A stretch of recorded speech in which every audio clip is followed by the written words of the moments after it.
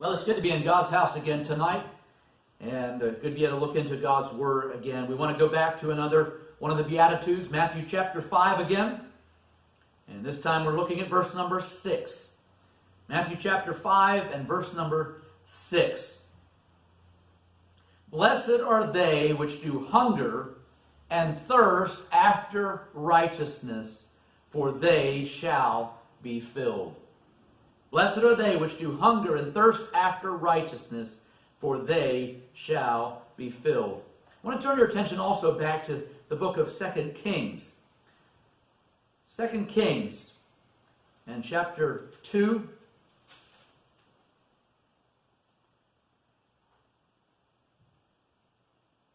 The story here, Elijah is just about ready to die. Well, he wasn't going to die. He was going into heaven in a chariot of fire.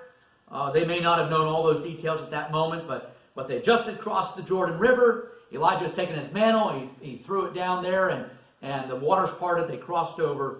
And then notice 2 Kings chapter 2, verse 9. And it came to pass, when they were gone over, that Elijah said unto Elisha, Ask what I shall do for thee before I be taken away from thee. And Elisha said, I pray thee, let a double portion of thy spirit be upon me. What a wonderful, commendable desire. It's what we're talking about tonight. Elijah goes on, he says, well, you've asked a hard thing, but if you see me whenever I go, it'll happen for you. And God did honor Elisha's request because he longed for a double portion. He wanted more of God. And so tonight, let's sort of begin with a question. If you were offered anything that you wanted most, anything in life, health, luxury, prestige, authority, what would it be? What would you want? Of course, these days, maybe you would especially think of your health because of the coronavirus and all, but what would you really desire? What would you long for? What would you want for someone to give to you? And in reality, and in all honesty, how likely would you or I be to ask for more of God? How likely would we be to say, oh, just that I would have a double portion of God's presence. Just that I might really be real. That I might be one of those men or women of the, as you would think of the past. We need modern day heroes to say, I will be that man. I will be that woman. I want to be one with a double portion. I want to have God's blessing in my life. One of the most important evidences that revival fires are burning among us is when we start to long, truly long for God. When we'll do whatever it takes. Maybe it's to give up normal desires. Maybe even we sometimes think about it as fasting, and maybe that's what it would be. Maybe we just give up our eating for whatever it is, a day or a week or whatever, and saying, God, we need you. We're not just hungering and thirsting for the things of this world, even for our own food and drink, but we are longing for you. Those kinds of desires may seem a bit more common or expected at camp meeting time maybe, or maybe even in revival. But in reality, they ought to be what drives us day after day. Lord, I need more of you. It ought to be our heart's cry. Is there a hunger and thirst for His fullness? Or am I treating this as just sort of a nice little add-on, a little option in experiencing God's presence? It has to be more than an option. It has to be more than an add-on. It's got to be our heart's cry. Oh, I need more of God. It's a story that Paul Harvey used to tell. He told of Captain Eddie Rickenbacker. It began back in October of 1942, I believe. He was in the military, and they were headed down. It seemed like it may have been Australia, maybe, or Papua New Guinea, something like that, and headed down across the South Pacific. And somewhere along the way, they became lost beyond the reach of radio. As they continued on, the fuel ran dangerously low. They recognized we're not going to be able to salvage our flight, and really our own lives are in danger. And so anyway, they ditched the plane in the ocean, and they did have a raft or two, maybe three. I don't know just how many, but they did have some life-saving abilities there through the raft, and so they for nearly a month they just were at the mercy of the sea, and they battled the water and the weather.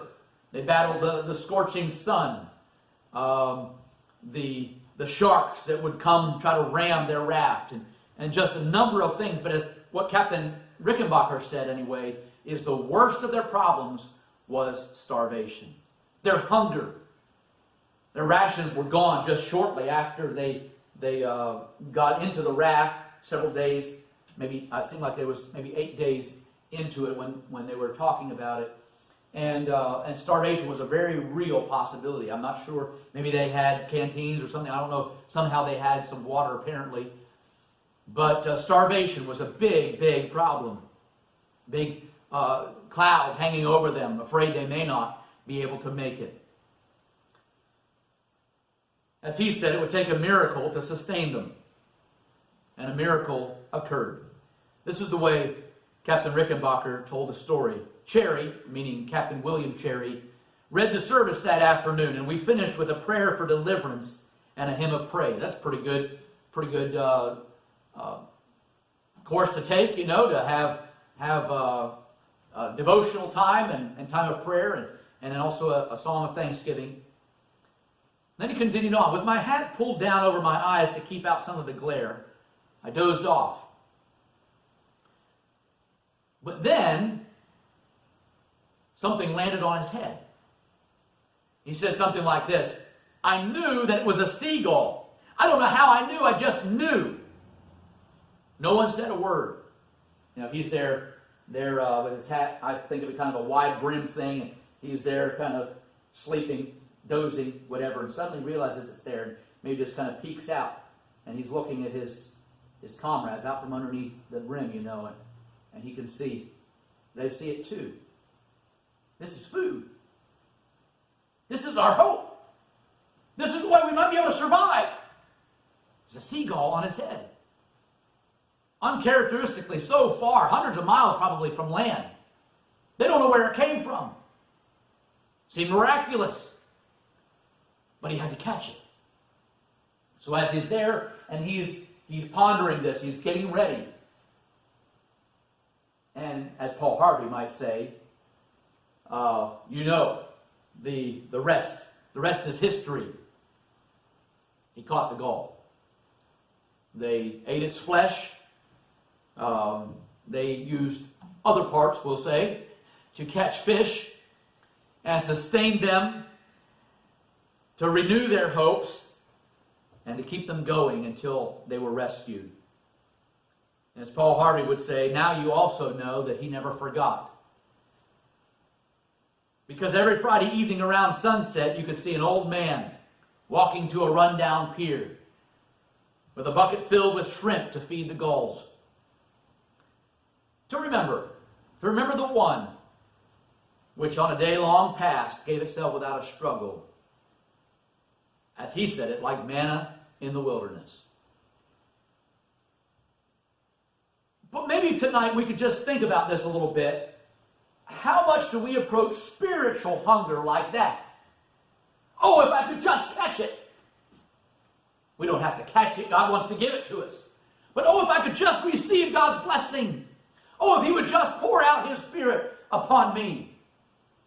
What might happen in our lives if we approached our relationship with Christ with the same sort of desperation that Captain Eddie felt? What might change for us? How might our lives be different?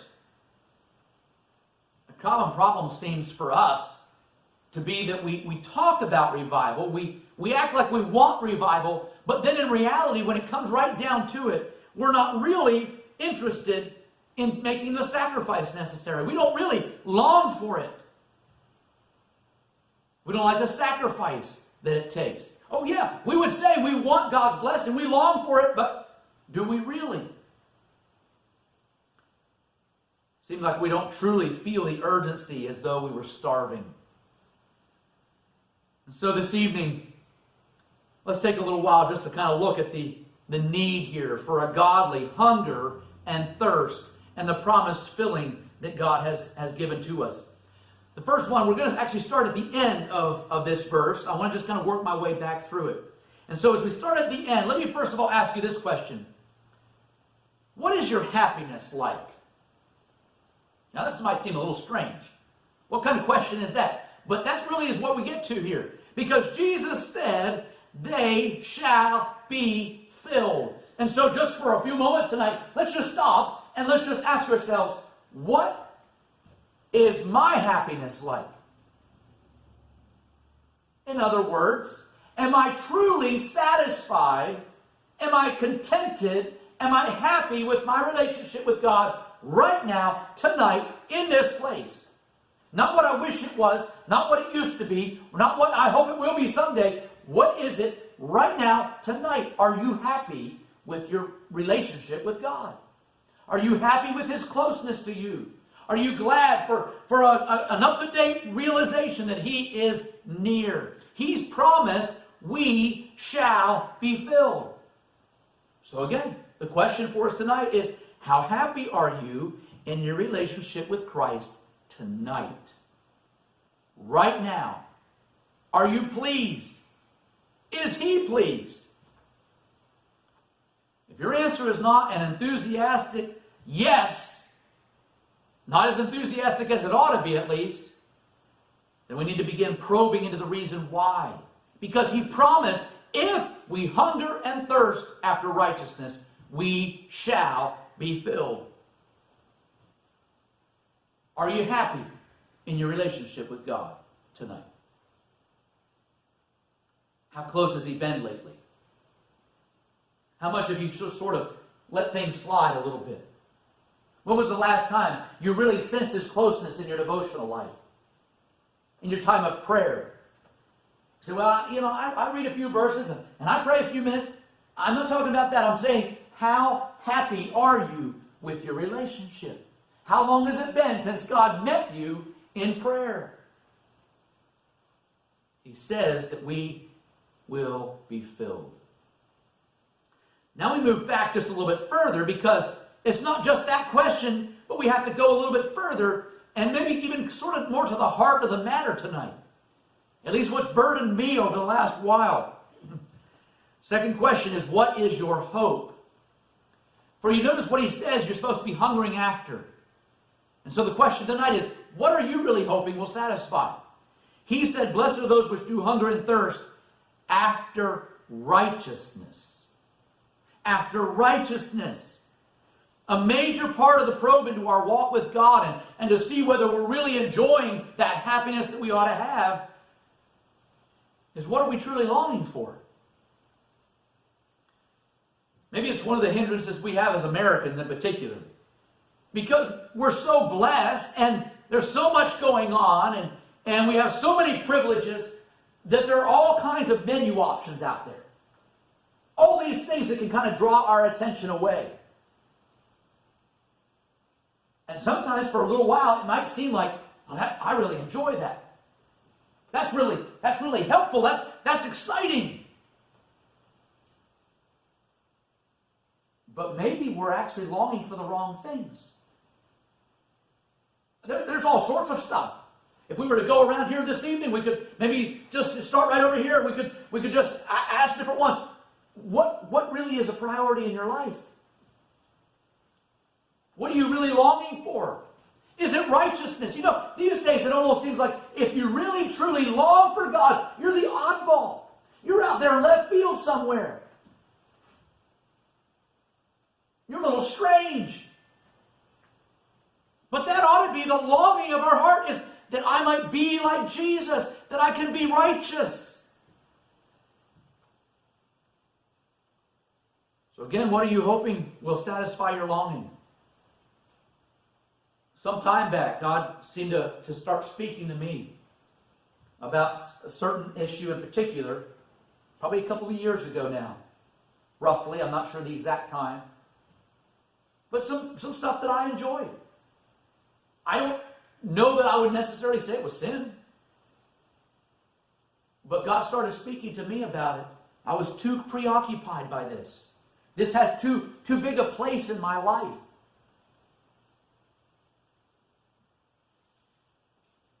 It was time for me to start making some corrections.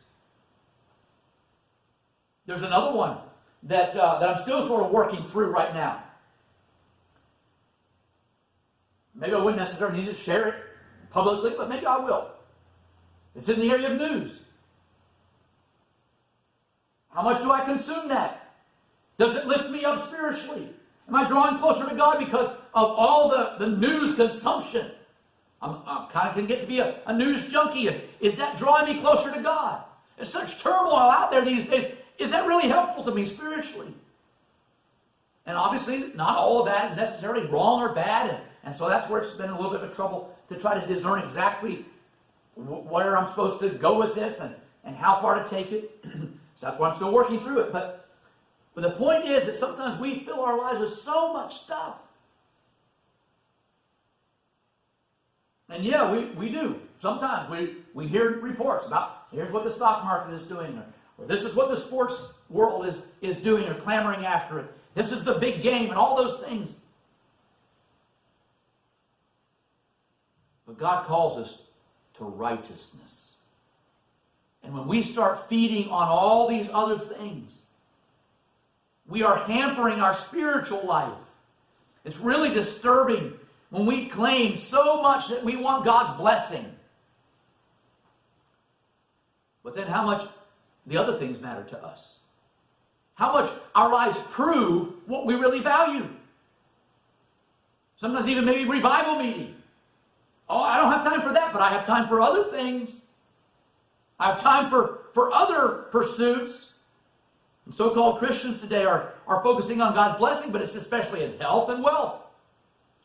It's not in righteousness. It's not that God fills us with His presence. They just want God to give them a good life. Where it really matters, they don't really seem to care too much as long as they think they're going to get to heaven. And it seems these days, everybody thinks they're going to go to heaven. You don't have to really long after it. You don't have to get out there in left field. You don't have to go too far just so you get to heaven. But some time back, I believe it was at my home church that I was looking through James 4, or was drawn to that, maybe even just as a companion scripture to another one. But in James 4:4, it gives us these words: Ye adulterers and adulteresses, know ye not that the friendship of the world is enmity with God?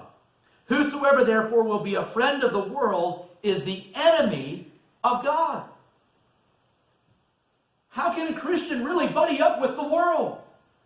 When he says right here that being friend of the world is to be the enemy of God. Revelation 2 also gives us another picture along this line perhaps as well. And we may often think, especially maybe the Laodicean church or maybe the church at Ephesus, had left their first love.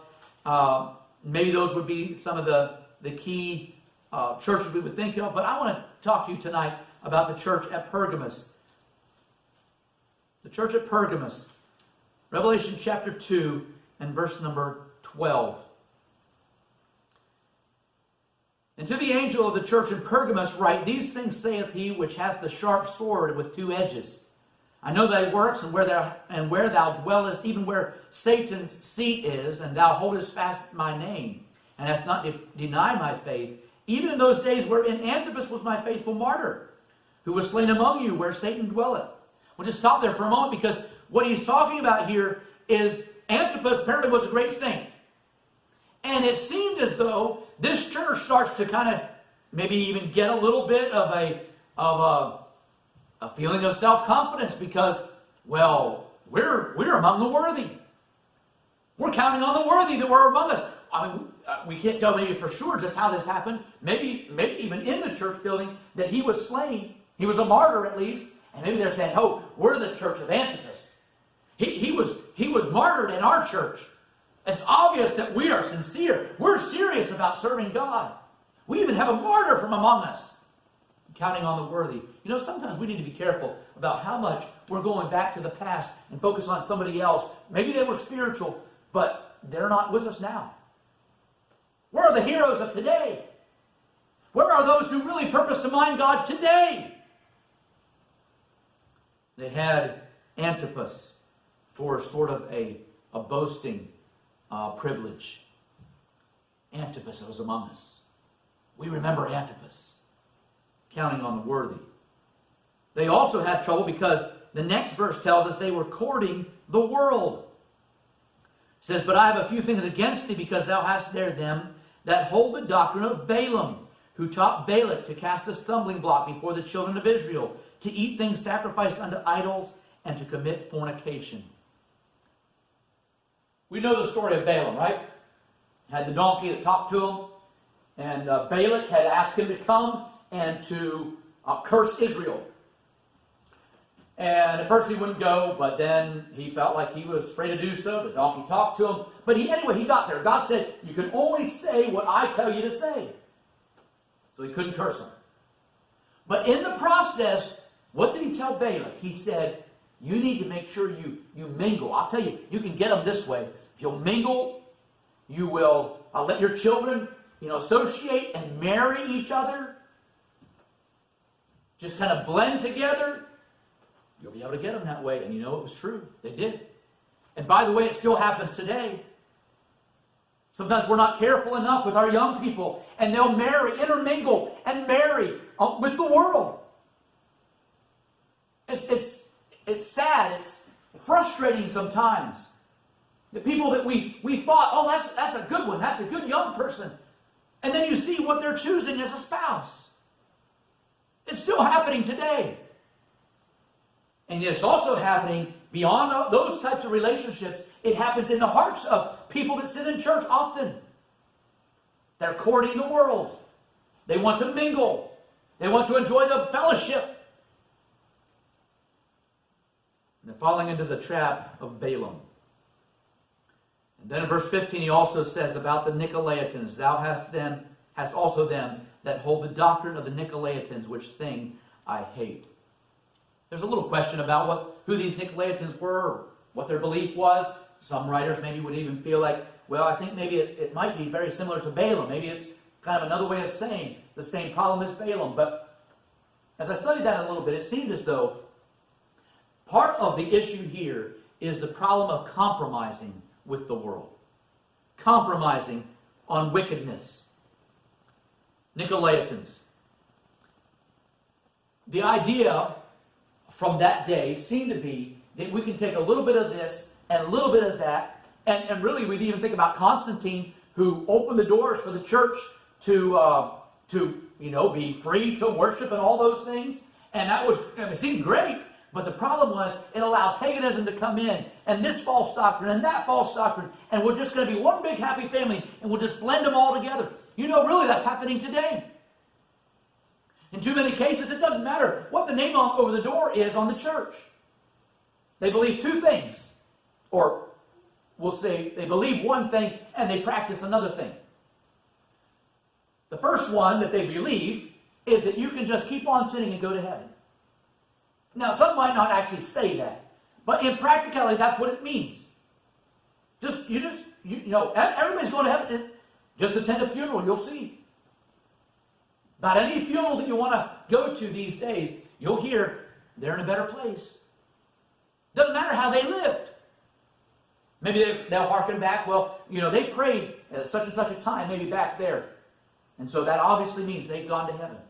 And across the board, there's a host of churches, by whatever name is on the door, or over the door, they still believe in a sinning religion.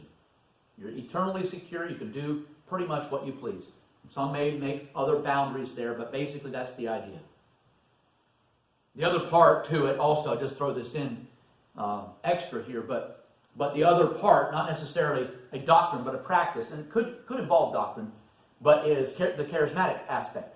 And so, again, whatever church it may be, there's the big thrust of having the praise teams and all of that type of thing. So you have the practice to go along with the belief, to where everything's kind of mingled together. It used to be maybe you would say, well, this church believes this and that church believes that. But now, basically, they're blended together. And we have a sort of a doctrine of the Nicolaitans where everybody can kind of be one big happy family, and we're going to take down the doors or the walls, the different things that would separate us, and we're going to just be all one big church, so to speak. That's a little bit simplified, but that's the basic idea. But if we compromise on wickedness, no matter who we're joining arms with, we are going down the wrong path. Jesus still said it's a straight gate and a narrow way. We cannot compromise on wickedness. So tonight, is righteousness and Christ-likeness what really drives you? Is it what you pray for? Is it what you live for? Let me ask you this question yet. What would your closest friends say about your reason for living? Now, a close friend might want to try to say good things about you. But I mean, if they're really honest, if they're really truly honest, what would they say about you and your reason for living? Would they say they hunger and thirst after God? They're longing for God's presence. They're longing for a fresh touch. Or would they say, well, they do go to church, but I think they're a little more concerned about this area or that area. What is your hope?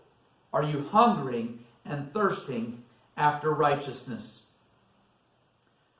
The last one I want to notice with you tonight is this question. What is your hunger like?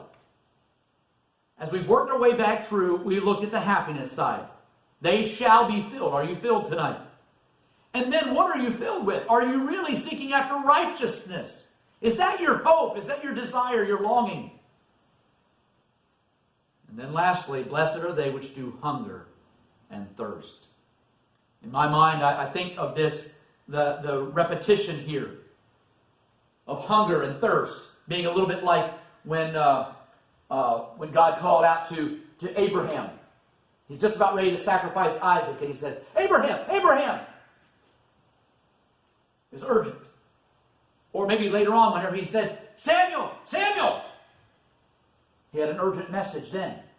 Or later on in the New Testament, when Jesus would say, verily, verily, or in other words, truly, truly.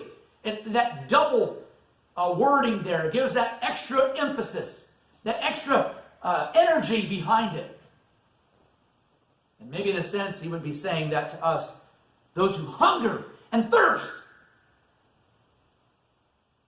That longing repeated. Two different analogies in a way, and yet still kind of the same idea, longing for more of God. I'd like to turn your attention back to the book of Jeremiah for a moment yet. Jeremiah 29. And verse number 13. Jeremiah 29 and verse number 13.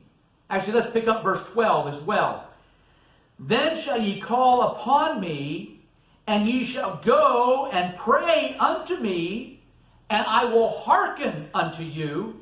But then notice what else he says there in verse 13. And ye shall seek me and find me anytime you please. Is that what he said? No. He said, when ye shall search for me with all your heart. With all your heart. So what is your hunger like tonight?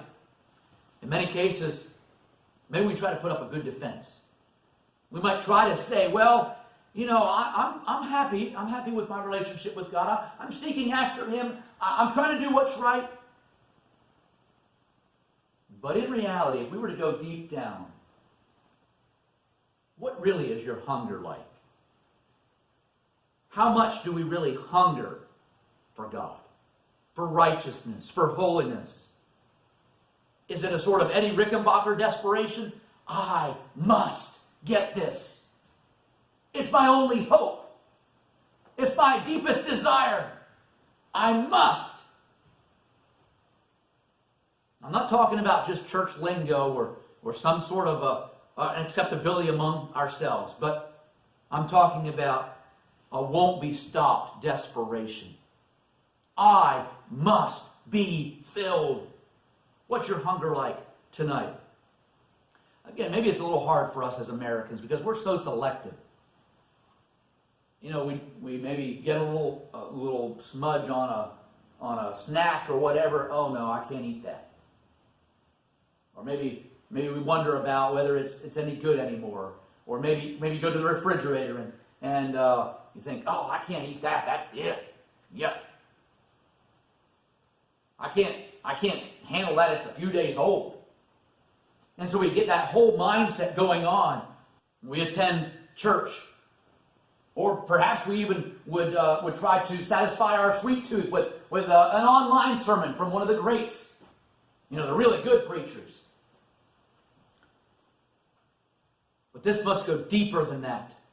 Do I long for God, or is it just religious activities? Am I really, truly seeking after Him with my whole heart? We need a renewed hunger that makes us desperate to hear from God, to know that He's making us like Himself. What's your hunger like tonight? Are you happy? Are you contented? You have a good relationship with God? Or maybe you've grown contented with something less than the best. Something less than what's really supposed to be our relationship with God. What we really would be satisfied with. Do you long for something fresh? A fresh filling in your own heart? Maybe that you're longing for a clear conscience. You know there's some sin in your life. You know there's some issues that have to be dealt with. Maybe it's that you feel like you're doing what's right. You've tried to obey God, but yet you know that you're not full of His Spirit. You're not totally surrendered to Him. You need the fullness of the Holy Spirit and sanctification. Or maybe everything else seems like it's right. Maybe you don't know of anything that's wrong. As far as you know, you've not done anything to displease the Lord. But it just seems like there's a little bit of a distance, or I'm not really feeling as close as I used to feel. Maybe you just need a revival of your past closeness with God. But tonight, if you mean business, God can fill you tonight. Before we go, we want to just pray together because we don't even know how long it may be until we be back together like this. But you know probably a pretty good idea of what your life is like and how you fit in to this category. Are you really, truly longing for God? Is it urgent in your life? Are you trying to be all that God wants you to be? If not, then it's time to take care of business tonight. Blessed are they which do hunger and thirst after righteousness, for they shall be filled. You can have His fullness tonight. You can have His blessing, His help, even to go on. Maybe you recognize even that it may be a while where you're sort of alone and you need God's fresh touch to get you through. He can give you what you need. He will fill the hungry and thirsty. Praise His name tonight. Let's gather for prayer and ask God to really stir our hearts and to send us out from this place with a fullness in our souls that we so desperately need in this hour.